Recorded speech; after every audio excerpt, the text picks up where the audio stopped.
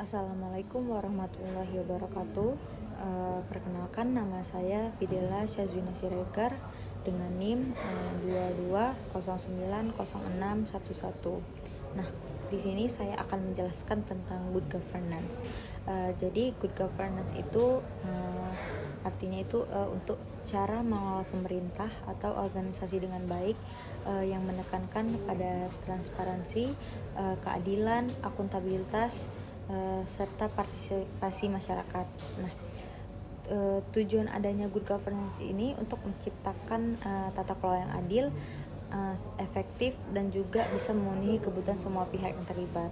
Nah, di dalam praktik good governance ini bisa dipastikan bahwa setiap keputusan yang diambil itu dengan dipertimbangkan untuk kepentingan bersama, juga dilakukan secara terbuka, jujur, dan bertanggung jawab. Nah, ada beberapa prinsip-prinsip good governance. Yang pertama itu partisipasi. Nah, dalam hal partisipasi ini semua orang itu punya kepentingan yang harus diajak ikut serta dalam pengambilan keputusan, bisa langsung terlibat atau diwakili. Yang penting suara mereka itu tetap terdengar. Yang kedua itu adanya prinsip keterbukaan, artinya itu transparansi.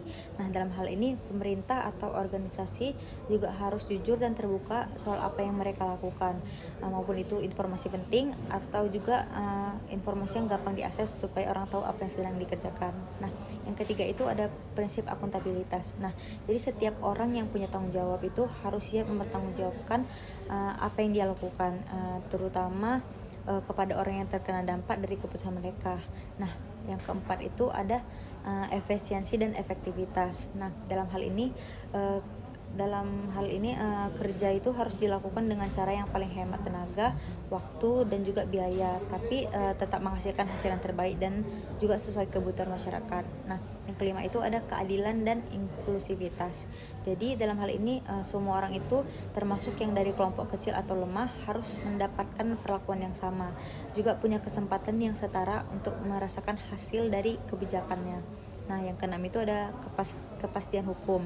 Nah, dalam hal ini hukum itu harus ditegakkan secara adil dan konsisten. Jadi tidak boleh ada yang diistimewakan atau diperlakukan semena-mena.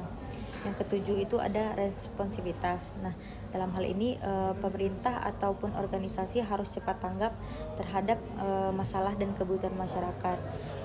Juga dalam hal pelayanan harus juga sesuai dengan apa yang diperlukan, tepat waktu, dan juga efisien.